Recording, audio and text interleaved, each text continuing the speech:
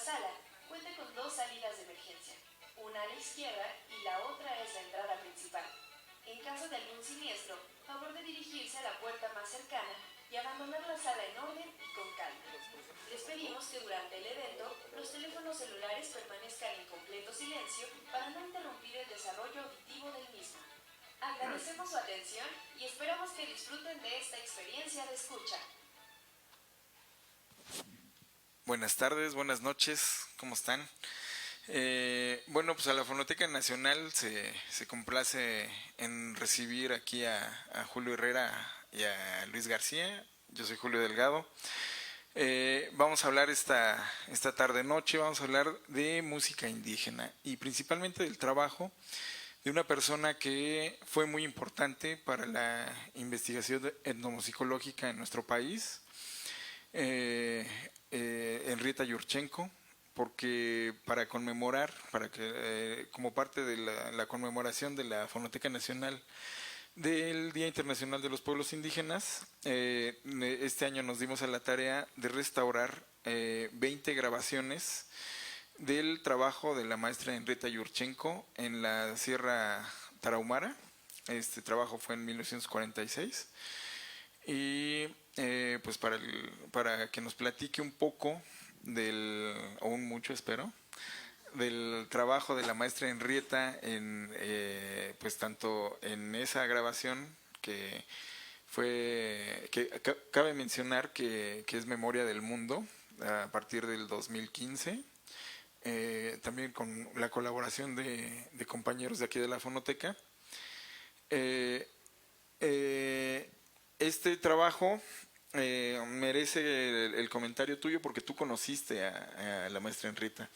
Entonces, pues queremos que nos cuentes y nos pongas un poco en contexto de cuál fue el trabajo que realizó tanto en la Sierra Tarahumara, pues como posteriormente las demás visitas que hizo aquí en México. Bueno, pues buenas tardes, buenas noches.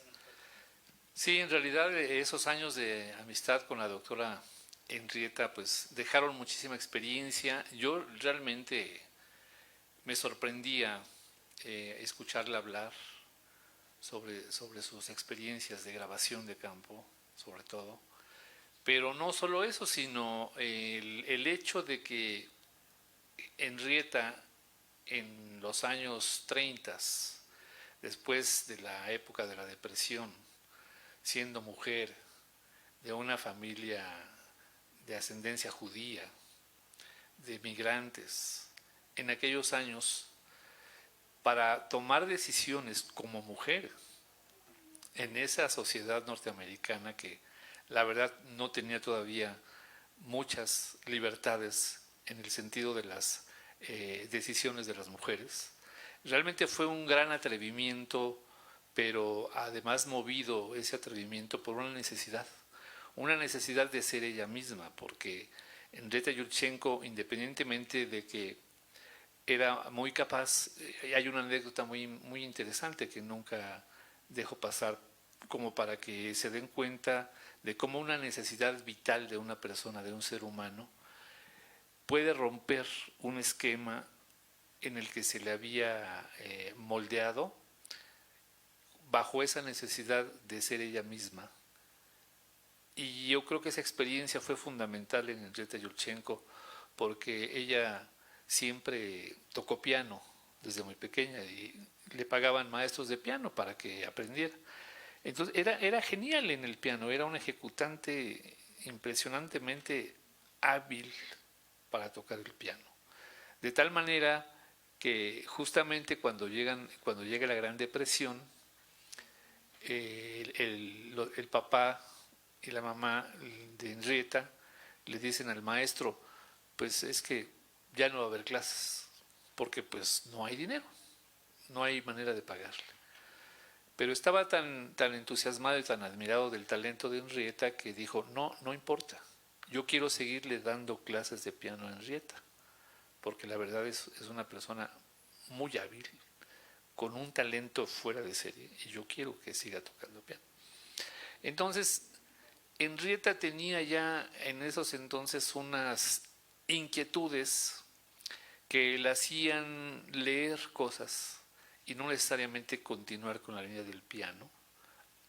Y yo, cuando me dijo, imagínate que cuando yo estaba tocando el piano, mi mamá me regañaba porque no te escucho, Henrietta, le gritaba desde la otra recámara o desde la cocina o del comedor. Henrietta, no te escucho, para que ensayara, ¿no? Entonces estaba tocando el piano. Dice, y una vez mi mamá abre la puerta. Yo estoy tocando el piano, pero estoy leyendo un libro al mismo tiempo. O sea, ella ya tenía una necesidad de hacer otras cosas diferentes, independientemente de seguir con el piano. Dice, yo estaba tocando el piano, pero al mismo tiempo estaba leyendo un libro. De tal manera que cuando termina, según su maestro, ya culmina su carrera de pianista, Henrietta va al teatro. Y dice, mira Julio, cuando me paré en el escenario, pues estaba todo el teatro lleno. Y me senté al piano y toqué la obra que me dejó el maestro. Dice, y la toqué perfecta, impecable y correcta desde el principio hasta el fin. Dice, entonces yo me levanté y escuché la ovación del público de pie. Me estaban aplaudiendo de pie. Entonces yo lo único que hice fue dar las gracias, salir por detrás del escenario, me senté en el quicio en los escalones que estaban allí en una entrada, me hice bolita, así, me encogí, y en ese momento decidí que no iba a ser pianista. Entonces, ya había probado su habilidad como músico, como pianista, pero ella tenía otras inquietudes.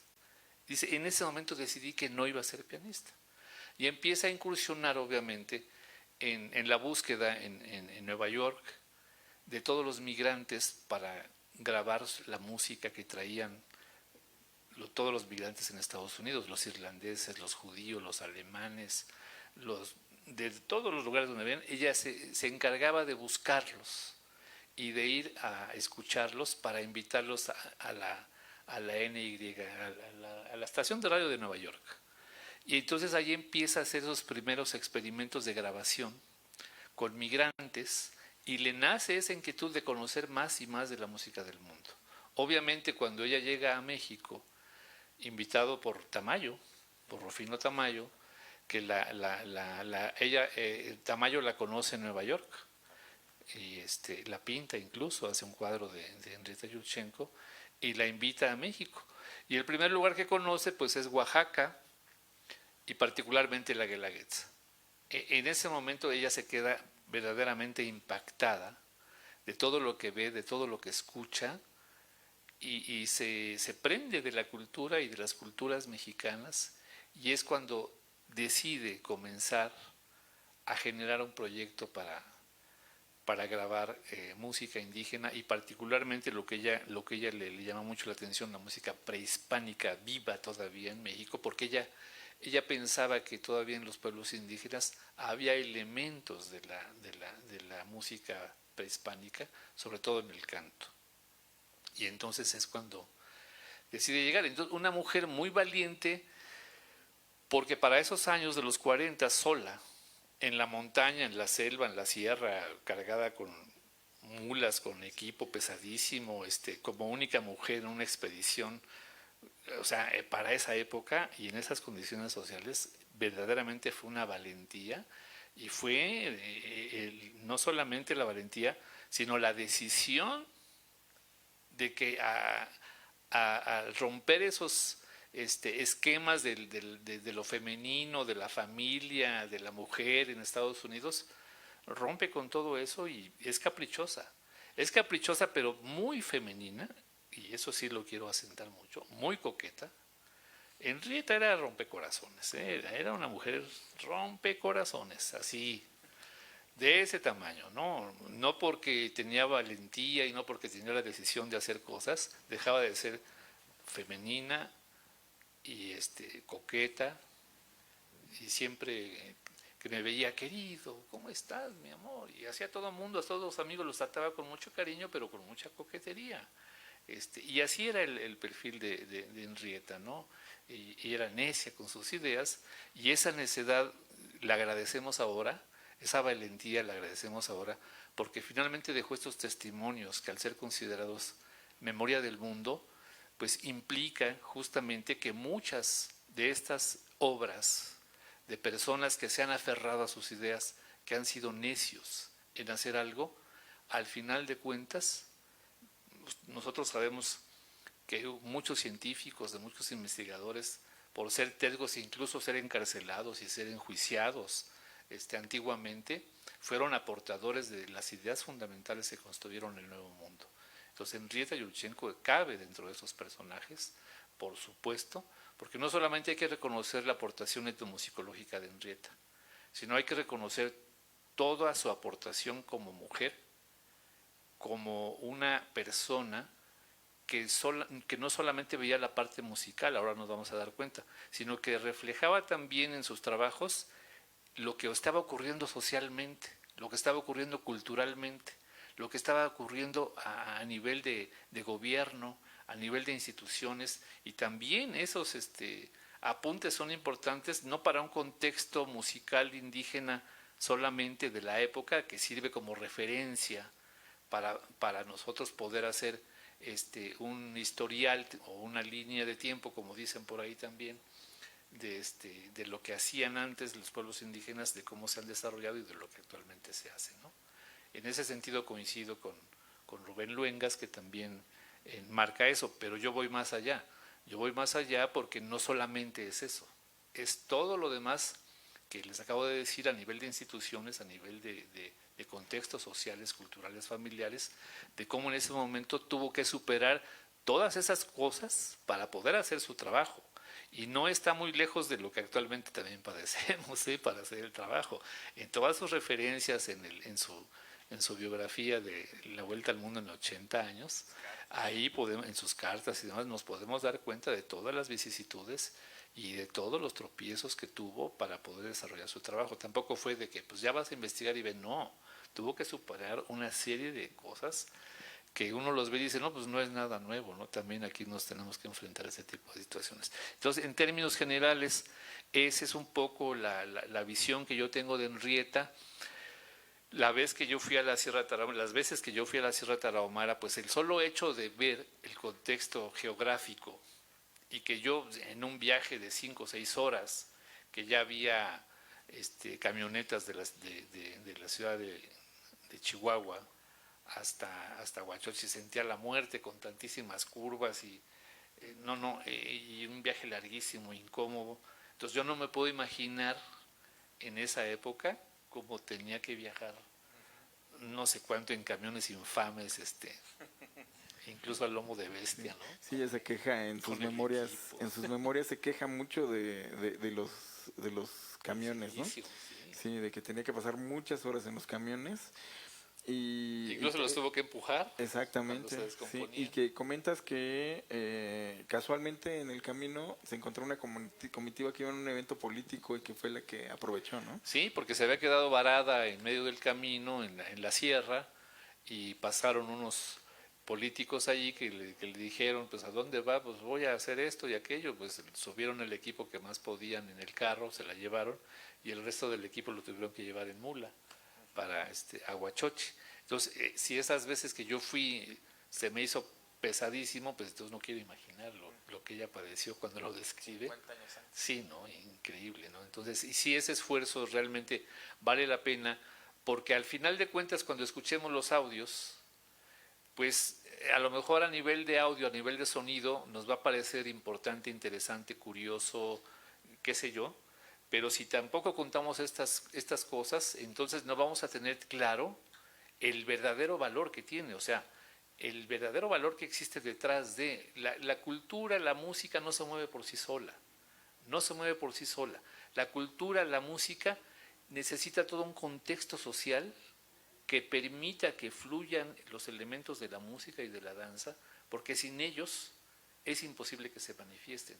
Y en gran parte, en gran medida, Henrietta descubre todos esos contextos que al final de cuentas le permiten hacer esas grabaciones, ¿no? Después de una serie de luchas y de vicisitudes y de tropiezos que tuvo en todo el camino. Entonces yo creo que es importante lo que dice mi tocayo, en el sentido de que sí es importante hacer un contexto previo para que ya cuando lo escuchemos digamos, bueno, valió la pena, ¿no? Históricamente valió la pena todo lo que pasó y todo lo que sucedió.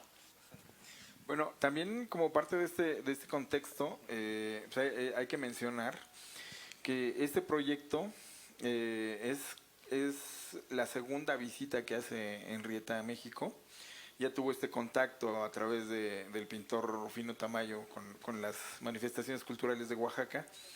Pero entonces ella desarrolla un proyecto, porque de Oaxaca se fueron a Chiapas en esa vez, estuvo aproximadamente un año.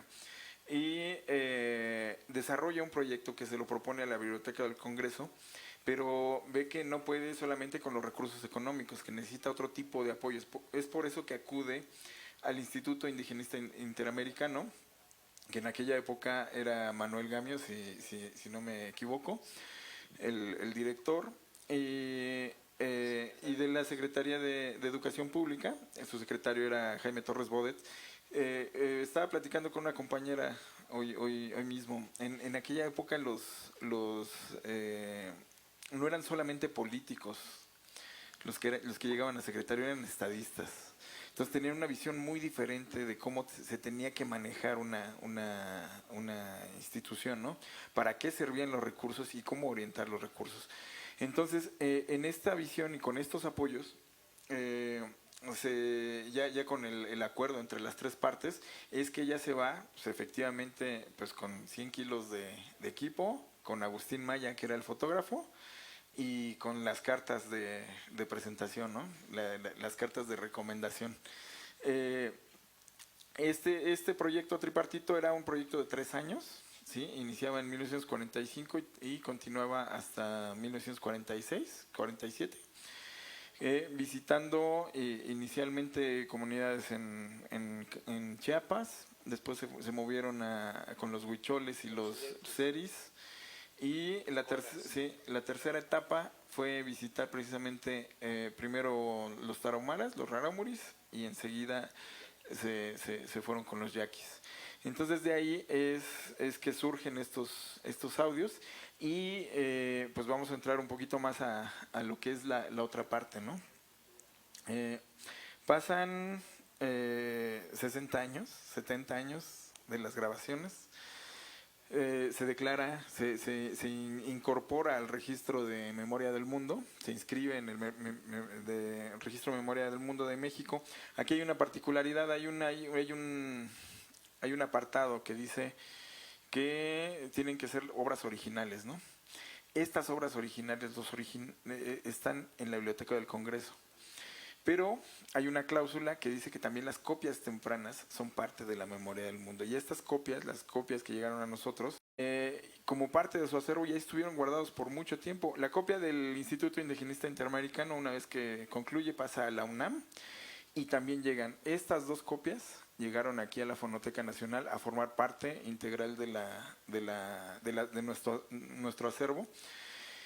Y los compañeros de aquí tuvieron la visión de proponerlo para inscribirlo en la Memoria del Mundo, en la sección México, obviamente, y pues bueno, ya es una etiqueta que le da una importancia diferente a estos materiales.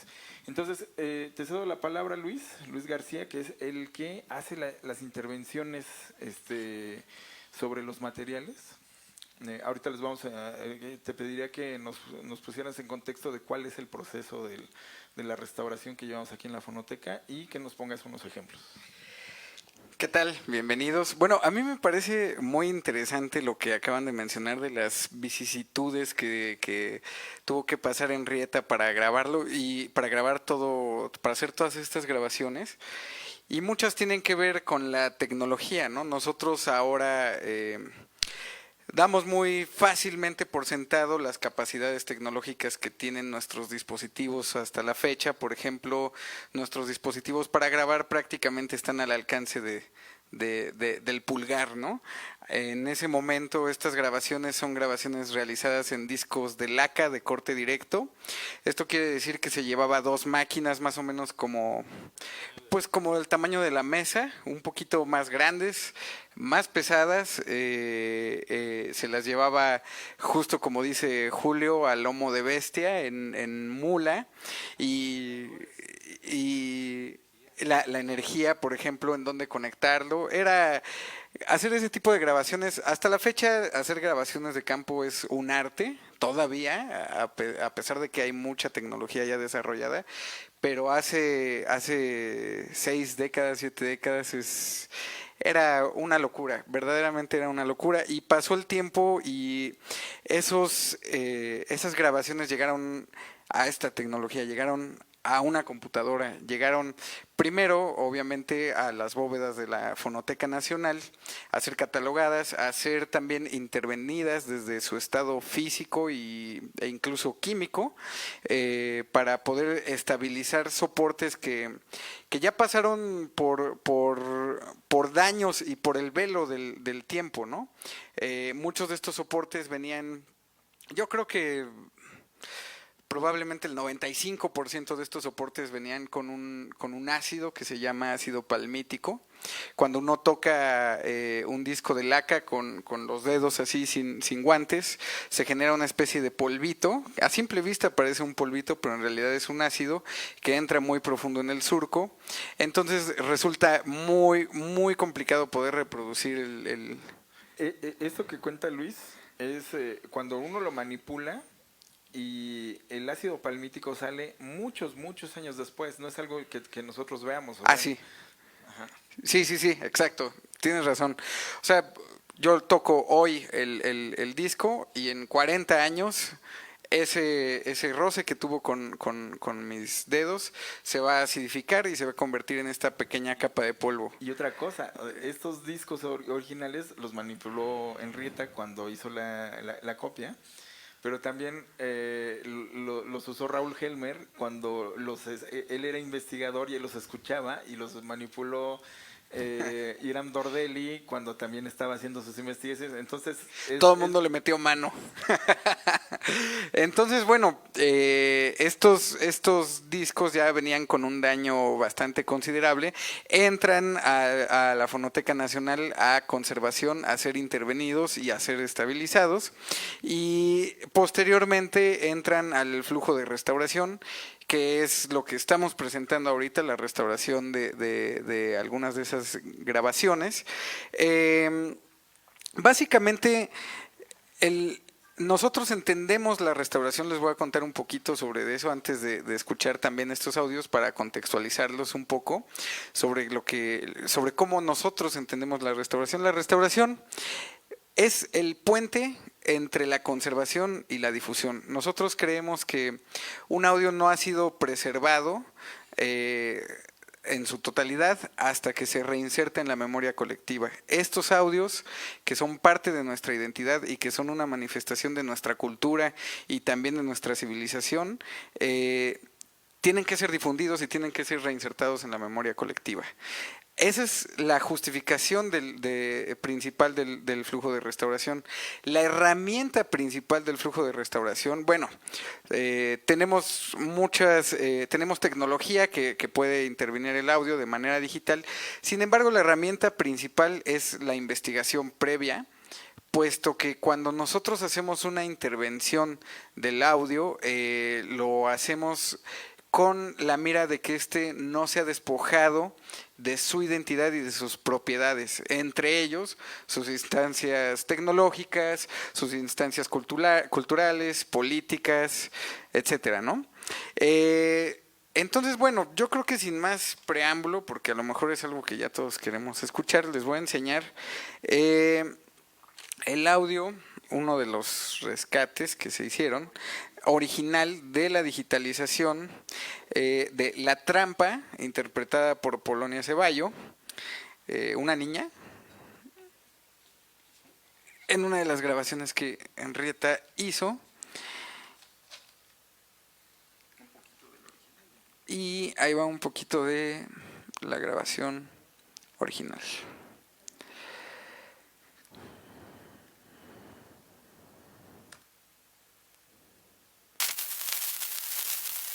Pakwari chikuru mishuri kenki pari mam shuri re mane kashi mehi nemi haruru mane kana pichri kamana tasa kishi kumu maruru pakwari chikuru mishuri kenki. Nosotros al intervenir el audio y a la hora de restauración probablemente imaginamos que va a ser un gran cambio. Sin embargo, tratamos de conservar la instancia tecnológica y la instancia tecnológica suena, ¿no? Un disco de laca tiene que sonar a disco de laca. Tratamos de evidentemente quitar el paso del tiempo que influye en la sonoridad del disco para que suene lo más parecido a como sonaba en su origen sin tanto daño, ¿no? Esta es la versión restaurada.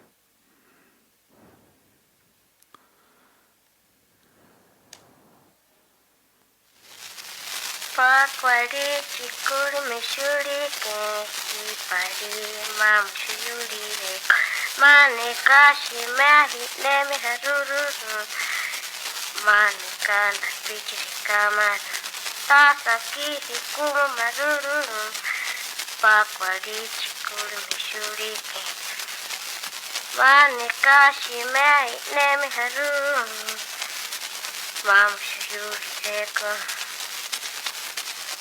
tasa kishi kumu maruru pakwari chikuru mishuri kenki pari mam shuri re mane kashi mehi nemi haruru tasa kishi kumu maruru pakwari chikuru mishuri kenki pari mam shuri re mane kashi mehi nemi mam te valire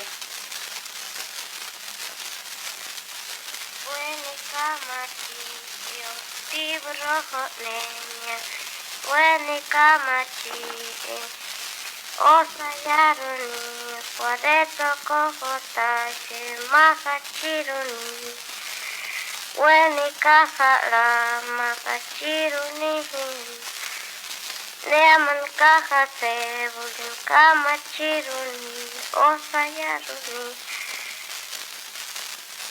Neaman kaha sebul machiosaya libro nenya ruboni Weta mijale maestro shin vidro we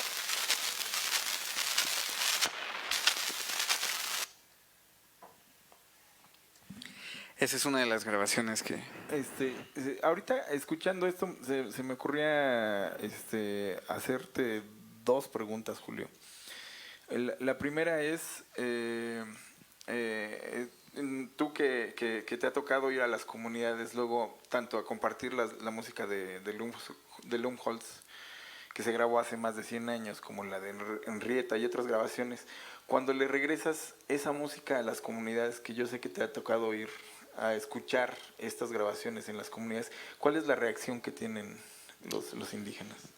Bueno, pues creo que es uno de los momentos más conmovedores, porque yo recuerdo cuando fuimos a devolver las grabaciones que se hicieron con la comunidad chichimeca del estado de Guanajuato, y cuando se dieron también con los eris, en donde se habían grabado las voces de niñas, y que esas niñas, cuando se llevan las grabaciones de vuelta a las comunidades, que ya son madres e incluso abuelas, entonces no hay otra reacción más que el asombro, el sentimiento muy fuerte de recordar cómo esa niña que ahora es mamá o abuela cantaba esas canciones, y que muchas de esas canciones, incluso perdidas o que se daban por perdidas, reviven nuevamente a partir de una grabación.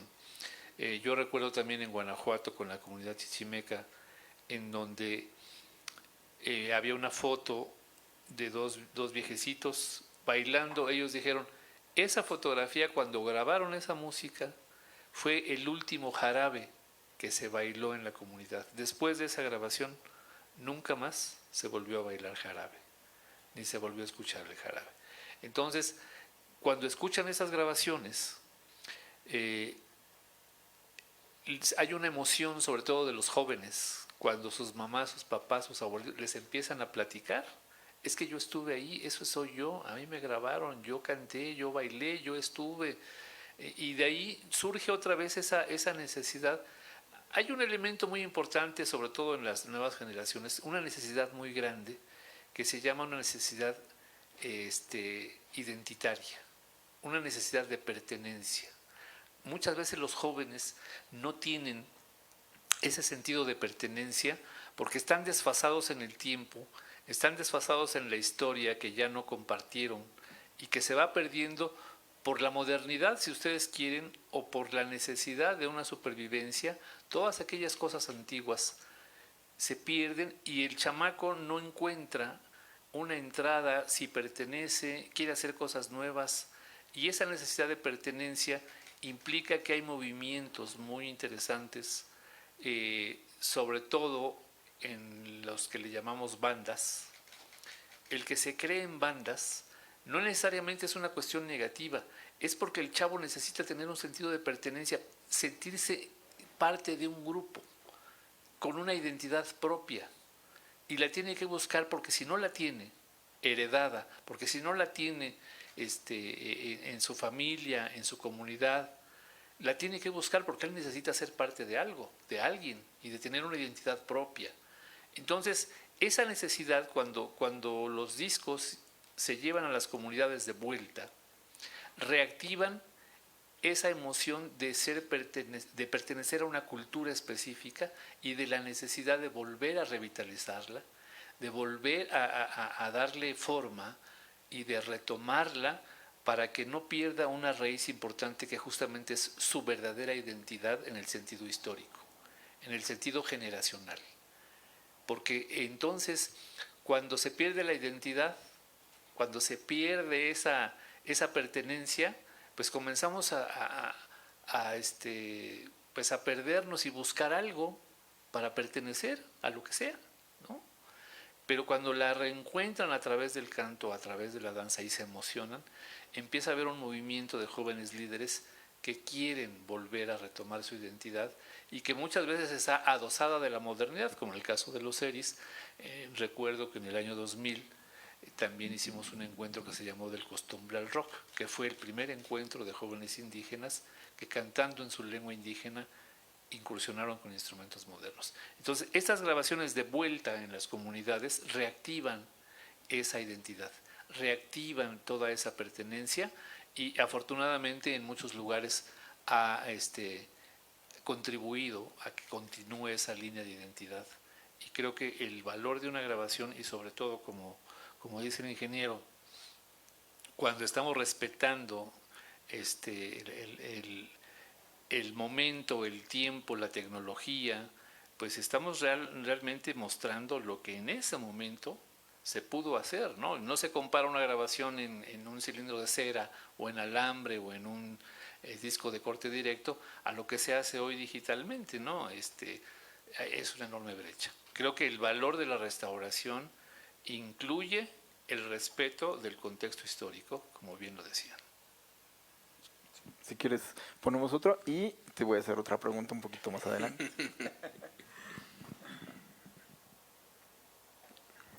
A ver,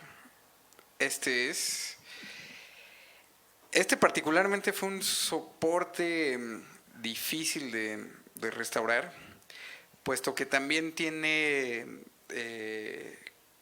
cualidades musicales que de pronto parecieran ajenas a nosotros, ¿no?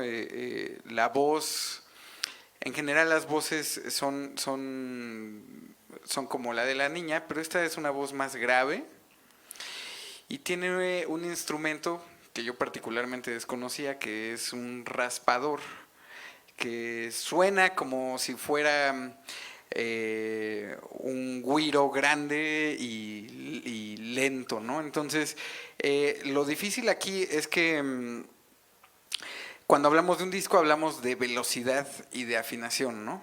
Si la velocidad no es correcta, la afinación baja, entonces pareciera que es un güiro y una voz desafinada y no un raspador, ¿no? Precisamente ya después de acercarnos a los datos de Henrietta, de acercarnos a los datos de los etnomusicólogos, de preguntar y todo eso, pues descubrimos que sí estaba en la velocidad correcta y esto es lo que suena.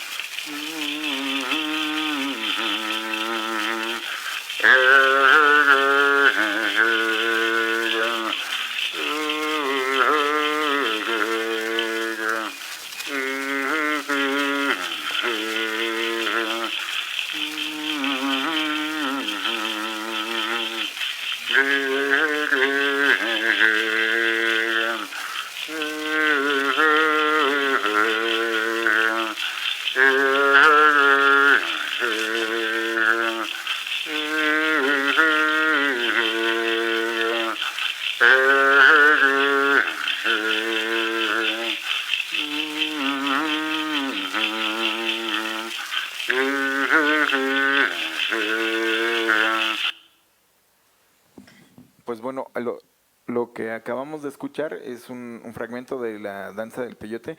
Las fotos que estamos viendo aquí atrás son las fotos originales que tomó Agustín Maya en el viaje que hizo Henrietta.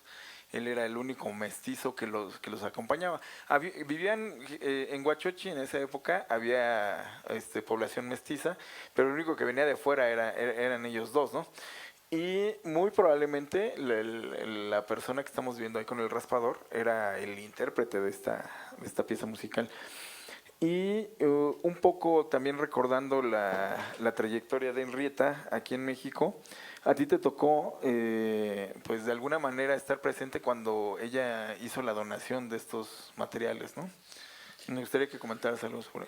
Sí, dio una colección completa de las grabaciones que hizo desde los años 40 hasta los 60.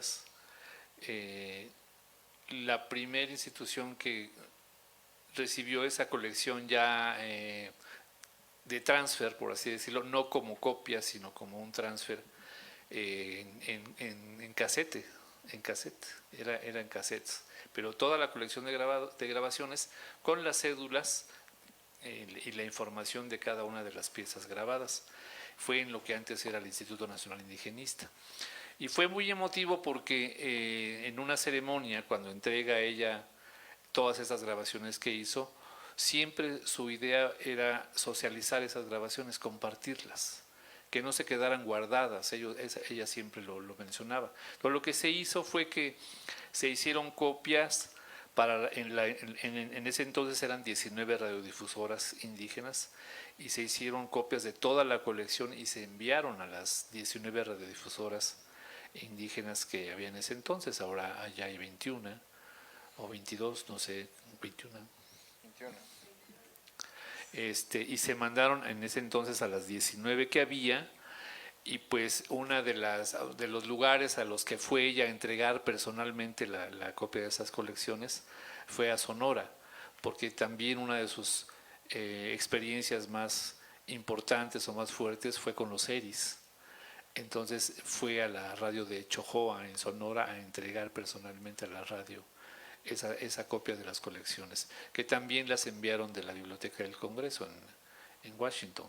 Entonces, aquí la particularidad es que en esas comunidades, las radios operadas por indígenas principalmente, pues el hecho de recibir de vuelta también todos esos testimonios musicales, pues fue para ellos de gran importancia, porque la socialización, que es lo que más le importaba a Henrietta tenía una particularidad en ese sentido, era muy noble, porque además tenía muchos problemas, sobre todo con la Asociación Internacional de Etnomusicología, no la querían.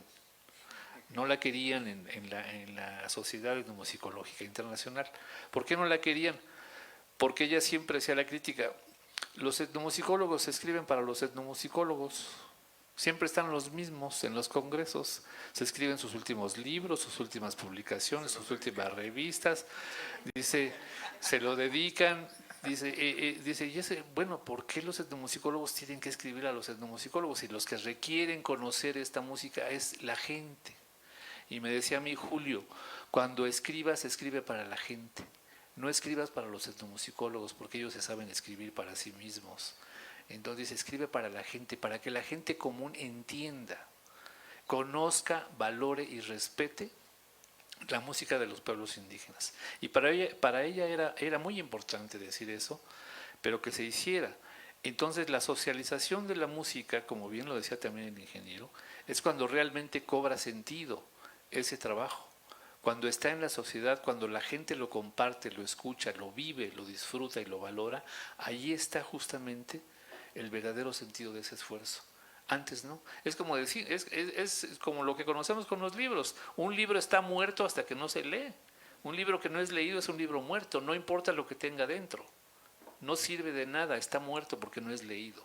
En la música siempre lo decía, escribe para la gente. Y como ella tenía esa línea de escribir para la gente y no para los etnomusicólogos, decía, no, escribe para la gente. Los que necesitan conocer esta música es la gente. Son las personas comunes que ni son etnomusicólogos, que ni son músicos, que ni son conocedores ni expertos, pero es allí donde debemos dirigir esos esfuerzos.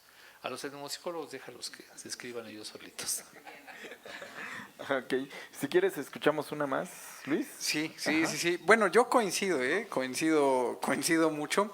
Estas grabaciones, a pesar de que parecen muy ajenas a nuestra realidad y a nuestro mundo, a nuestra educación musical, a lo que recibimos, en realidad son más cercanas de lo que parece, ¿no? Y son parte de nuestra memoria. Justo como decía Julio, pues la memoria es parte de nuestra identidad y la memoria es un fenómeno, yo creo que es un fenómeno multidireccional que te lleva a varias circunstancias, no solamente al estímulo y al recuerdo, ¿no? Sino justamente al sentido de pertenencia y a entender un rol. Yo creo que mientras más nos acerquemos a este tipo de documentos, más cercanos vamos a estar a un rol en nuestra sociedad y sobre todo las comunidades que escuchen estos documentos y a quienes se les regrese, pues sin duda alguna van a tener un beneficio bastante grande.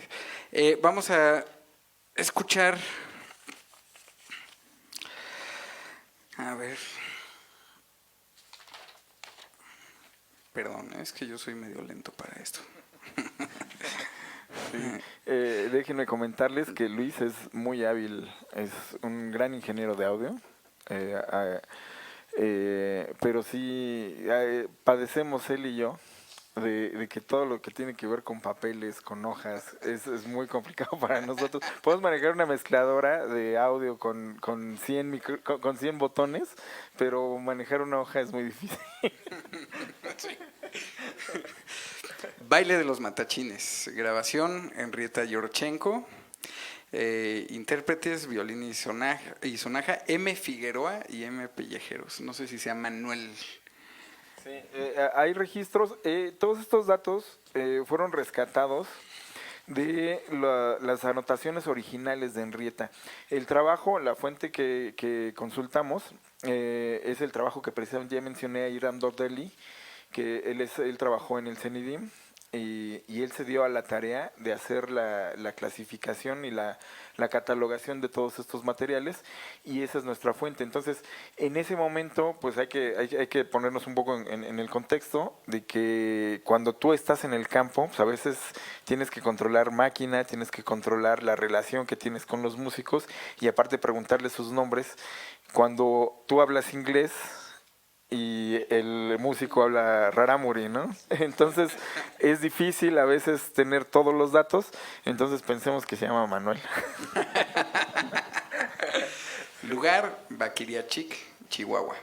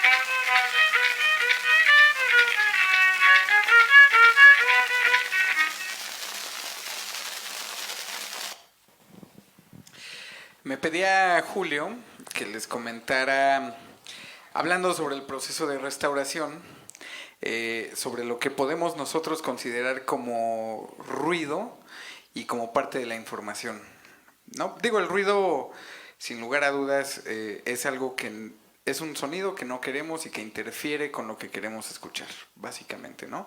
Y que tiende a ser caótico. Esto es físicamente, desde el punto de vista de ingeniería y también desde el punto de vista social, el ruido es caótico, ¿no? Es caos. Es una señal aleatoria y sin orden. Desde ese punto de vista podemos entender el ruido de arrastre de la aguja como algo, como ruido, ¿no? Sin embargo, aquí hay otra cosa que parece el ruido de arrastre de la aguja.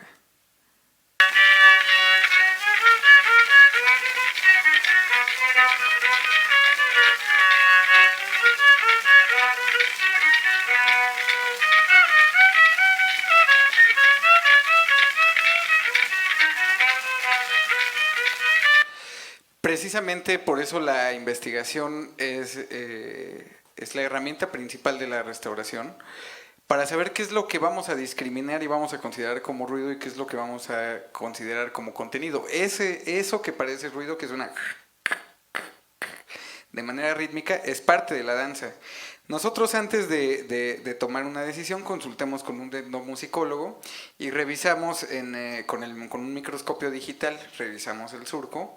Nos hemos topado con ruidos que nosotros conocemos como thumps o clicks, que es un término gringo, que es básicamente esto. Y también tiende a ser rítmico. De hecho, una vez, justo en esta colección de Henrietta Yurchenko, nos encontramos con algo que parecía ser un tambor, pero también parecía ser una anomalía en el disco que habíamos visto en el microscopio, y en efecto sí tenía una especie como de brinco o de corte que sonaba. No era rítmico, no formaba parte, parecía del contenido musical.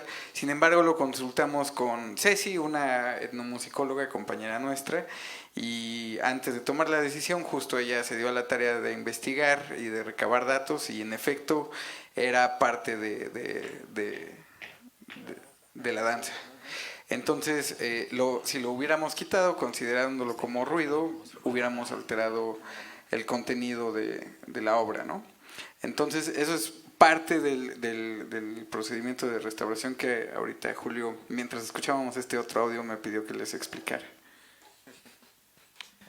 Así es. Pues bueno, esto es parte del trabajo. Me gustaría que pues ya fueras haciendo una conclusión, Luis, haciendo una conclusión, Julio, sobre la importancia que tienen estos materiales, tanto pues para la cultura como para la memoria, etcétera, etcétera. Bueno, pues en lo que había comentado anteriormente, ¿no? El valor social, el valor cultural el valor generacional es fundamental, porque la pérdida de la identidad nos lleva a buscar otras que probablemente no nos pertenezcan, y eso es grave. Eso es grave cuando pierdes tu identidad. Fíjense, yo les voy a hacer un comentario que para mí es muy valioso y que tiene que ver con la identidad, en ese sentido de devolver las grabaciones a las comunidades. En algún momento estábamos en el instituto, en ese entonces, Instituto Nacional Indigenista, y llegaron unas personas de una comunidad del estado de Guerrero y dijeron, es que venimos por unas grabaciones que ustedes hicieron en los años 70 en nuestra comunidad, porque esa música ya se perdió, ya nadie la toca en nuestra comunidad, pero sabemos que ustedes tienen esas grabaciones que fueron a hacer allá, queremos que nos den unas copias porque queremos volver a hacer esa música y esa danza. Entonces, de esas personas que se dieron cuenta que se habían hecho esas grabaciones, fueron la clave para que les dijeran, vayan al INI en ese entonces, porque ellos grabaron nuestra música, grabaron nuestros sones. Y entonces ese momento de que fueron a pedir su memoria, fíjense lo importante, ¿no? Fueron a pedir su memoria musical y dancística a una institución para volver a reactivarla en su comunidad, pues en el estricto sentido identitario y de pertenencia es fundamental ese clave. Por eso, esa importancia de la memoria a veces no la vemos en la importancia humana, tal vez técnica, pero no humana. Y es cuando yo, en algún momento, cuando mi tocayo y yo nos íbamos a dar talleres a las comunidades indígenas, a las radios, yo llevaba el tema del que se llamaba conciencia y ética. Y yo le decía a los compañeros de las radios, miren, no sientan que están trabajando con el objeto, con el cassette, con el disco, con la cinta. No se preocupen por la parte técnica nada más, y que pueden cometer errores y que puedan decir, ay, pues ya, ¿no? Pues ya pasó. Digo, no. Ustedes deben tener conciencia de que lo que tienen en las manos no es un cassette, es la memoria histórica de muchas personas y el esfuerzo de muchas personas, de la gente de la radio que se fue a la montaña con una grabadora a guardar ese testimonio de las personas que ya murieron, y que ustedes deben tener conciencia de que lo que tienen no es un objeto, es una parte fundamental de su cultura que les ha confiado su comunidad, y que ustedes tienen esa responsabilidad. Si le pasa algo a ese formato, a ese soporte, están perdiendo la historia misma de su comunidad, están perdiendo la vida misma y el esfuerzo y la sabiduría de muchas personas que venían detrás de ustedes. Y deben tener conciencia de que no solamente lo vean como un objeto y como un trabajo técnico, sino que lo vean como es la memoria fundamental de su comunidad. Y eso implica que tengamos conciencia de lo que estamos haciendo, y que a su vez implica tener una ética, porque no es una chambita, no, espérate, en tus manos está la memoria de tu pueblo. Si le pasa algo, imagínate la responsabilidad que tú tienes si la pierdes o si la distorsionas. Entonces, creo que es fundamental entenderlo, porque además de esto, nosotros lo podemos escuchar, pero la importancia del investigador o del que está trabajando con ese acervo, la importancia del contexto es imprescindible, porque eso es justamente lo que le va a dar el verdadero sentido. Y yo también siempre pongo ese ejemplo, y ahí les va y me van a dar la razón seguramente. Aquí en México y en cualquier otro lugar del mundo, un mexicano cuando entra el mariachi y comienza a tocar el son de la negra, todo el mundo grita y chifla y viva México y empieza a aventarse sus gritos, ¿sí o no? ¿No? El son de la negra. Pero muchas veces no sabemos qué onda con el son de la negra. Ya ahorita ya es muy popular, pero si sabemos que es un son dedicado al ferrocarril a finales del siglo XIX, que las locomotoras eran negras, que la canción se le dedica a una locomotora, pero también a una mujer, porque como las locomotoras eran negras y llevaban dos banderitas, hay dos versiones. Negrita de mis pesares, hojas de papel volando. Cuando iban las locomotoras andando se movían las banderitas y parecían ojos de papel. Pero también hay otra versión que dice hojas de papel volando. Como eran de vapor, las locomotoras entraban a los pueblos, levantaban las hojas, levantaban la basura de las orillas, y también está el hojas de papel volando. Y le dice, negrita de mis pesares, hojas de papel volando. A todos diles que sí, pero no les digas cuándo. Se queda la frase. Y luego le dice al tren, al mismo tren le dice, ¿cuándo me traes a mi negra? Y aparece el segundo personaje, la mujer. ¿Cuándo me traes a mi negra? Que la quiero ver aquí con su rebozo de seda que le traje de Tepic, de una de las estaciones más importantes de la región pacífica del país, Tepic. Y el son comienza imitando el arranque de la locomotora. Ta, ta, ta, ta, ta, ta, ta, ta, ta, ta, ta, ta, ta, ta, y empieza a agarrar vuelo la locomotora y se desarrolla el son. Con estos pequeños datos que les acabo de dar, van a entender el son de la negra y lo van a valorar, porque ya les di el contexto del son de la negra. Y cuando vuelvan a escuchar el son de la negra, ya no lo van a volver a escuchar igual. Por supuesto que no, ¿cierto o no? Entonces la importancia de la restauración de la memoria, aunada con el contexto histórico y temporal que hace el investigador, de la investigación no solamente en la restauración sonora, sino la restauración del concepto crítico que se está haciendo sobre si lo quito o lo pongo, es fundamental, porque le puedes poner en la torre a la memoria. Si no tienes un trabajo multidisciplinario que te ayude a discriminar lo que vas a hacer, porque es un momento fundamental y crítico. Entonces creo que allí justamente podemos justificar el hecho, como dice mi tocayo, de ese esfuerzo, ¿no? Yo hablo en inglés, tú hablas en rarámuri, tengo que grabar, pero también tienen que sacar foto y tengo que entrevistar, pero no entiendo tu lenguaje, y esa triangulación de información muchas veces llevaba a que la información no fuera totalmente fidedigna, pero que sí estaba preocupada porque fuera fiel la información, y todo eso implica investigación. Y es un trabajo muy importante y muy necesario. Dicho eso, yo quiero hacer una pequeña acotación. Guardamos las copias originales.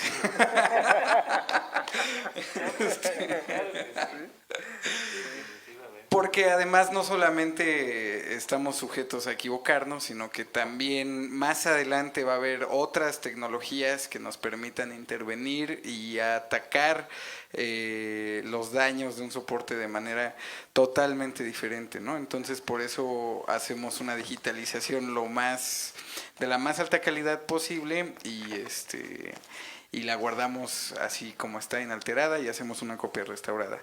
Ahora, igual para concluir, a mí, desde mi punto de vista muy personal, me siento emocionado de escuchar de viva voz de alguien que conoció en Rieta un proyecto que llevamos trabajando yo creo que como 3 años. Yo no conocí a Henrietta, pero me parece muy emocionante escuchar cómo era ya ella en persona, que si era coqueta, que si era valiente, que si... Y bueno, eso también, así como suena un disco, así como suena el ruido, eso también suena, ¿no? Entonces, y suena en nuestra memoria. Yo quisiera agradecer también que están ustedes aquí, así como dice Julio, un libro es un objeto inanimado, ¿no? Una fonoteca tiene bóvedas aclimatadas con condiciones de humedad especiales, tiene discos duros, cintas LTO, que es una tecnología costosa, especializada en preservación, servidores, muchas máquinas, muchos sistemas que se convierten, si no se acerca el público, si el sonido no se reinserta en la memoria colectiva, esas bóvedas, todo ese sistema se convierte meramente en un cementerio de sonidos inanimado, ¿no? Está en nosotros mantener esos sonidos, esos testimonios con vida. Y muchas gracias por venir. Gracias. Pues ya para cerrar este evento, pues es muy importante escuchar las voces del pasado, ¿no? Y escuchar a quienes convivieron con las personas que hicieron este trabajo. Nos da, como el ejemplo que mencionaba ahorita, nos da otra visión, nos da otra forma de entender, nos da herramientas para entender de otra manera todos estos materiales, ¿no? Nos contextualiza, nos pone en medio de los árboles, nos pone en medio de la Sierra Tarahumara, nos pone en medio de una danza, nos pone en medio de un ritual del peyote que sirve para curar. Tal vez ahorita salgamos todos nosotros sanados, porque ya escuchamos la danza del peyote, y así es, o sea, en los pueblos indígenas usan el sonido para curarse. Entonces hay que curarnos nosotros, hay que asistir a este tipo de eventos, hay que asistir a la audioteca. Todos estos audios ya están disponibles aquí en la audioteca, los restaurados y los originales, como decía Luis. Muy pronto estarán también en los canales de difusión, como la Musiteca, que de la Fonoteca ustedes pueden acudir a través de la página de la Fonoteca esta herramienta tan importante. Y pues no queda más que agradecerles a nombre de la Fonoteca Nacional a todos ustedes que asisten, a los que asisten a través de la página de Facebook. Darle un agradecimiento y un aplauso a todo el staff de la Fonoteca, que sin ellos pues esto no sería posible. Julio Herrera, a nombre de la Fonoteca Nacional te hago entrega de un pequeño reconocimiento, de un regalo. Luis García, muchas gracias por todo tu empeño y por todo tu trabajo para poner a disposición del público y darle nueva vida a estos sonidos. Y de nuevo, muchas gracias y buenas noches. Gracias.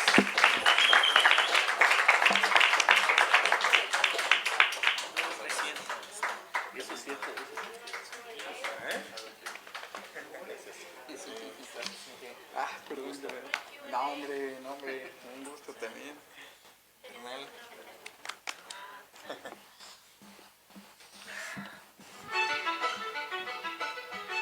La Fonoteca Nacional agradece su asistencia. Esta actividad y los materiales presentados en este evento podrán ser consultados por